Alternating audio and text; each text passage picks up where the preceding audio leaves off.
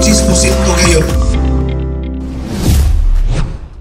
Okay, maayong adlaw ka na itong tanan. Aninasad kita sa itong update. Mga igsoon, atong giapod-apod ang one-time grant rice assistance to all government employee. Diin, isa kini siya ka administrative order gikan sa itong presidente na pwede makahatag o gimanduan pod ang LGU na maghatag o rice assistance sa mga empleyado tungod sa collective and unceasing participation sa mga trabante nato, ang invaluable contribution, efficient and responsible delivery sa service sa publiko. So gitagaag pagtagad na may rice allowance nato na nga kanang tinuig yun, pero kani sa pinasahi ni kay tungod ni nakita sa gobyerno gikan sa national government na angay nato pasidunggan pinaagi niini matagaan og one time rice subsidy adto pa ning niaging pila ka tuig dayon nag-order kita tungod gyapon sa bidding process ato mang gitarong natagaan ang matag empleyado sa city government o worth almost 600 pesos na amount na rice. So, ang nakaya gyud is 10 kilos ra gyud per employee. So kani siya duha ang tabangan niini makamitigate ni sa effect sa current socio-economic challenges sa respective household kay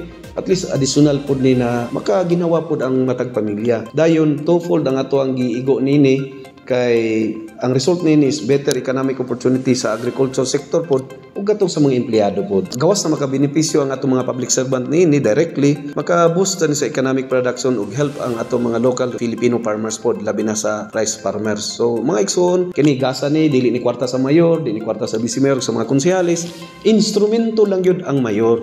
Usa ako magpasalamat ko personally sa atong mga members sa Bids and Awards Committee headed by Attorney Julius Barroso ug ang atong City Administrator na si Attorney Ann Bergado kay sila gid ani ang nangusog gani nakalimot na kay kuani tungod sa kadugay na ila lang kong gi-remind dahil ila ding amo ding gidiretso og schedule karong adlaw gahapon pa ko November 4 kay balo na naabot na ang kaning mga bugas so wala man tay kabutangan tungod sa kadaghan.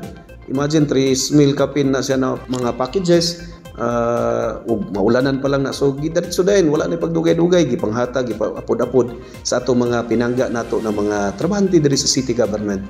Ginaot ko na dako ni og katabang sa atong mga empleyado sa city government.